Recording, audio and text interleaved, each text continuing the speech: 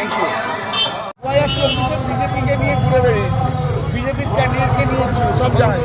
উনি আমার কটা ভোট নিয়ে কবার সাংসদ হয়েছে সেটা উনি হয়তো ভুলে গেছেন, কারণ বেমানের কোনো জাত হয় না, বাকিটা উনার কাছে। কেন আপনার মানে একটা একদম যোগাযোগে আছে, যাকে পাশে নিয়ে ঘুরে উনি চলছেন সেও আমার সঙ্গে যোগাযোগ আছে। আপনি আপনার ছবিটার মধ্যে আমি দেখেছি। বড় চমক সাপে নেউলের সম্পর্ক থেকে এবার সরাসরি রাজনৈতিক ময়দানে লড়াই। নির্দল ফ্যাক্টর নয় বললেন কল্যাণ। পাল্টা সাংসদকে বেঈমান বলে কটাক্ষ আচ্ছিলালের। ক্রমশ উত্তরপাড়ায় চড়ছে রাজনৈতিক পারদ।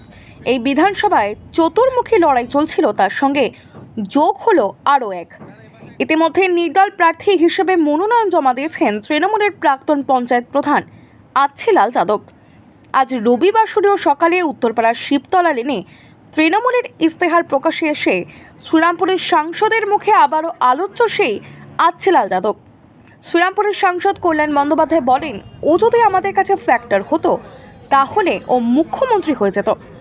2024-এ ও বিজেপির ক্যান্ডিডেটকে নিয়ে ঘুরে বেরিয়েছে। ওই যে চৌঠা মেয়ের পরে ও ঘরে ঢুকে যাবে আর ওর পিছন পিছন কেউ ঘুরবে না, যার রাজনীতিতে কোনো দম নেই, তার বিষয়ে কথা বলে লাভ নেই।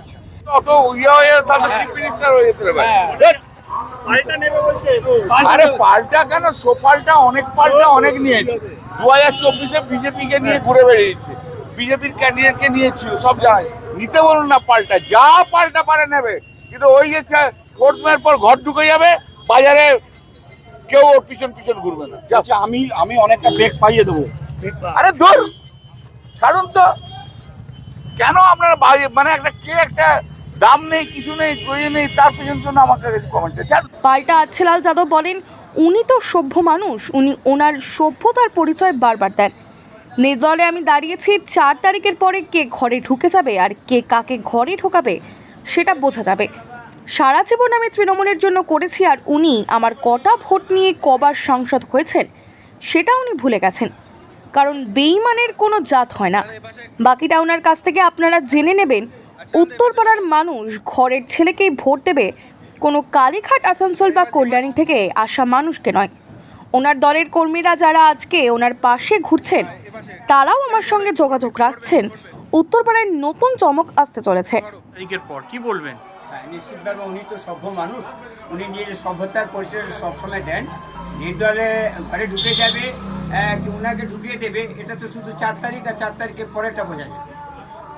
সারা জীবন আমি তৃণমূলের জন্য করেছিলাম, আর উনি আমার কটা ভোট নিয়ে কবার সাংসদ হয়েছে সেটা উনি হয়তো ভুলে গেছেন, কারণ বেমানের কোনো জাত হয় না, বাকিটা উনার কাছ থেকে আপনি জেনে। আমার জানা নেই, আর এটা তৃণমূলের অন্তরিম মামলা, এটাতে আমার কোনো কথা বলাটা উচিত হবে। নতুন রাজনৈতিক সমীকরণ কি উত্তরপাড়ার মানুষ দেখতে চলেছে, কি বলবেন? নিশ্চিতভাবে উত্তরপাড়ার মানুষ, উত্তরপাড়ার যে ভাবমূর্তিটা নষ্ট হয়েছে তার জন্যে ভোট করবে, আর নিজের ছেলেকেই ভোট করবে। নিশ্চিতভাবে কালীঘাট থেকে আসা লোক, আসানসোল থেকে আসা লোক বা কল্যাণী থেকে আসার লোককে কিন্তু ভোট করবে। কি মনে হচ্ছে কি নিচুতলার তৃণমূল কর্মীরা আপনার সাথে থাকবে?